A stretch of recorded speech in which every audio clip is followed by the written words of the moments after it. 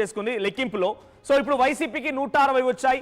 So టీడీపీలో ఇప్పటివరకు లెక్కింపు ప్రక్రియ అటు పులివెందులకు సంబంధించి చూస్తే కనుక టీడీపీకి 850, వైసీపీ 120, కనీసం 10% వరకే పరిమితం అయిపోయినట్టు కనిపిస్తోంది. అంటే ఒక రాజకీయ చరిత్ర ఎంతలా తారుమారైపోతుంది, ప్రజాస్వామ్యం మళ్ళా అవుతాయనే దానికి ఒక నిదర్శనంగా చూడొచ్చు. అంటే టీడీపీ సర్వశక్తులు ఒడ్డి అక్కడ పోరాటం చేసిన నేపథ్యంలో సరే ఒకవేళ నిజంగా టీడీపీ మొదట్లో, ఇప్పుడు పరిస్థితి పక్కన పెడితే మొదట్లో ఒకవేళ టీడీపీ గెలవగలిగిన, అధికారంలో ఉంది, సర్వశక్తులు ఒడ్డింది, చాలా ప్రయత్నాలు చేసింది కాబట్టి ఒకవేళ గెలవగలిగిన మహా గెలిస్తే ఏదైనా కొద్దిపాటి తేడాతో గెలుస్తుందేమో అనే ఆలోచన చాలా మందికి ఉంది. కానీ బట్ ఇక్కడ ట్రెండ్ చాలా డిఫరెంట్గా ఉంది కదా మనోజ్. కనీసం వైసీపీకి 10% అటు ఇటుగా ఓట్లు అంటే ఖచ్చితంగా అది వాళ్ళ సొంత గడ్డ మీద కొన్నేళ్లుగా యునానిమస్గా వస్తున్నటువంటి వాళ్ళ పార్టీకి ఇప్పుడు 10% ఓట్లు కూడా అటు ఇటుగా వచ్చాయంటే పరిస్థితి ఎంత దారుణంగా ఉందో మనకు చూడొచ్చు.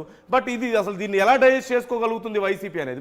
మరొకటి కృష్ణమోహన్ చెప్తున్నట్లుగా నిజంగానే కాంగ్రెస్ గనక వైసీపీకి అక్కడ పోటీ ఇచ్చే పరిస్థితుల్లో ఉంటే మీరన్నట్లుగా కొంతమంది సాంప్రదాయ ఓటర్లు ఉంటారు కాంగ్రెస్ అంటే చెయ్యి గుర్తు కనపడితే ఓటేయడం అనేది వాళ్ళకి అలవాటుగా మారిపోయి ఉంటుంది. ఆ ప్రాంతంలో ముఖ్యంగా చాలా మంది ఒక్కసారి ఈ ట్రెండ్స్ పైన కృష్ణమోహన్ అడిగి తెలుసుకుందాం. కృష్ణమోహన్, సో ట్రెండ్స్ మారుతూ ఉన్నాయి. పులివెందులలో టీడీపీకి 850 ఓట్లు ఇప్పటివరకు పోల్ అయ్యాయి. సో వైసీపీకి 121, అటు ఒంటిమిట్టకు సంబంధించి చూస్తే టీడీపీ 1000 దాటేసింది. సో 1020లో టీడీపీ ఉంది, వైసీపీ కేవలం 160. అంటే రెండు చోట్ల కూడా దాదాపుగా 10%కే పరిమితమైంది వైసీపీ. ఎలా చూడాలి?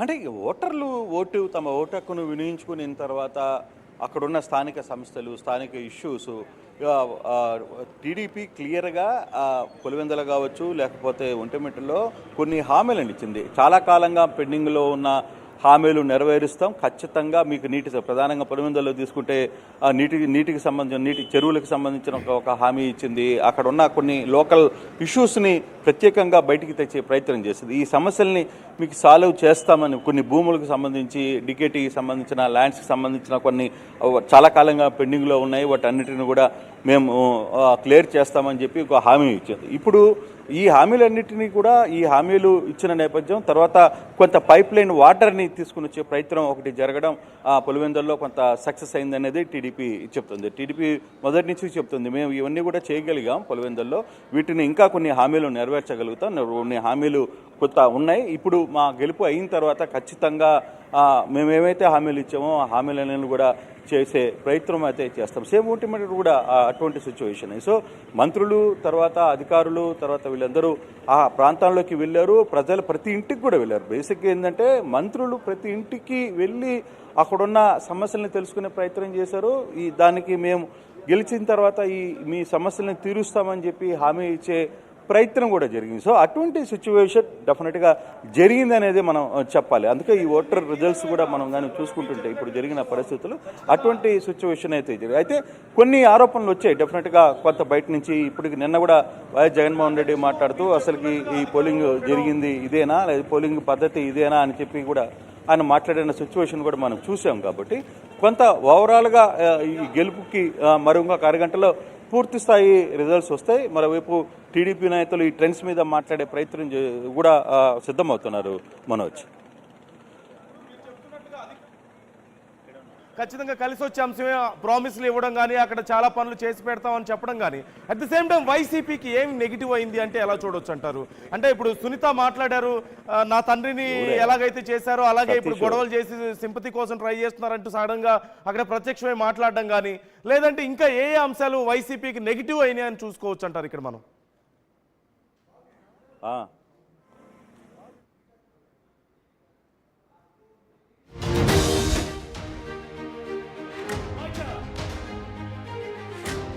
బ్రేకింగ్ న్యూస్ మనం ఆర్టీవీ స్క్రీన్ పై చూస్తున్నాం. నిజంగా ఇది ఒక షాకింగ్ సంఘటన, నిజంగా ఇది ఒక ఉత్కంఠమైనటువంటి పరిణామం. మధ్య ఓట్ల పోలింగ్ నుంచి ఇప్పుడు ఎన్నికల లెక్కింపు వరకు కూడా అక్కడ పెద్ద ఎత్తున ఉత్కంఠ రేపుతోంది, నరాలు తెగే ఉత్కంఠ కొనసాగుతోంది. సో ప్రెసెంట్ అక్కడ జరిగేటువంటి ఆ రిజల్ట్స్ ప్రక్రియను మీరు చూడొచ్చు. రిజల్ట్స్ ప్రక్రియ కూడా చాలా ఉత్కంఠభరితంగా కొనసాగుతుంది. ఇక్కడ చూడండి, పులివెందుల పులి ఎవరు?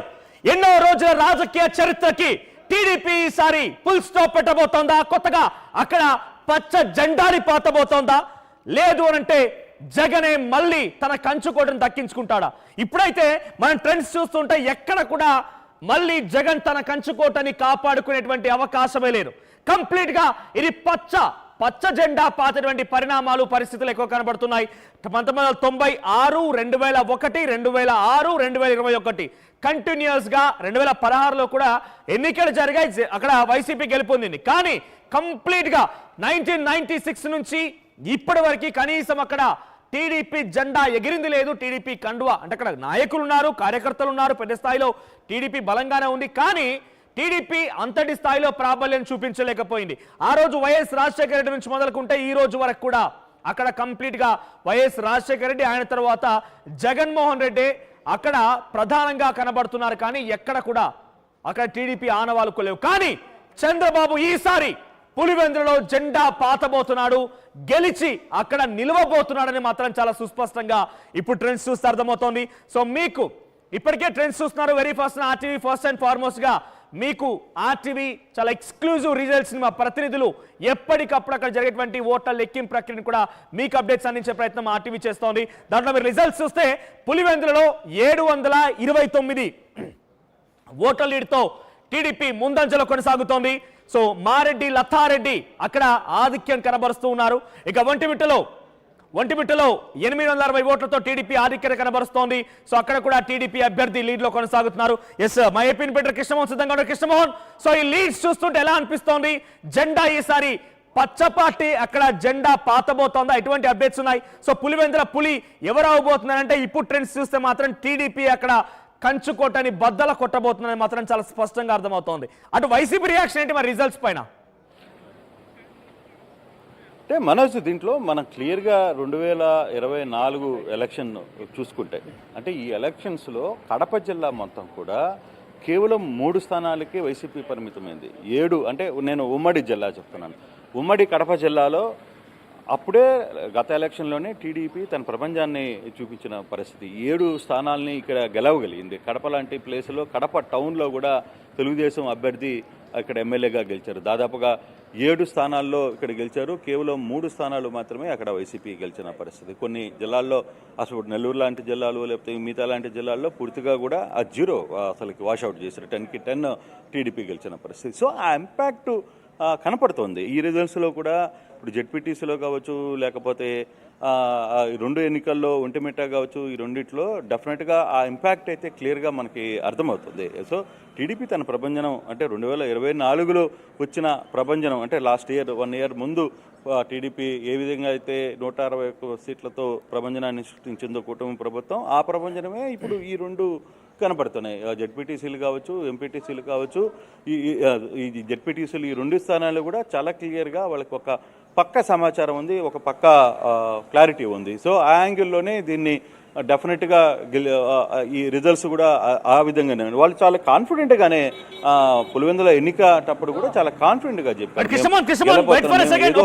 ఒక్కసారి ట్రెండ్స్ మారాయి. ఆ ట్రెండ్స్ కూడా చూద్దాం ఒకసారి మనం. టీడీపీకి సంబంధించి పులివెందులలో 1064 ఓట్ల ఆధిక్యత ముందుకు దూసుకెళ్తోంది టీడీపీ. అక్కడ ఇప్పటి వరకు వైసీపీకి కేవలం 206 ఓట్లు మాత్రమే పోలయ్యాయి. మరోవైపుగా అక్కడ ఒంటిమిట్టకు సంబంధించి చూస్తే ఒంటిమిట్టలో కూడా టీడీపీకి 2405 ఓట్లు పోలయ్యాయి. వైసీపీకి 802 ఓట్లు మాత్రమే పోలయ్యాయి. ఇక ఒంటిమిట్టలో 1603 ఓట్లతో లీడ్ లో కొనసాగుతోంది టీడీపీ. మనోజ్ ప్రస్తుతం టీడీపీ కార్పొరేట్ టీడీపీ ఎమ్మెల్యే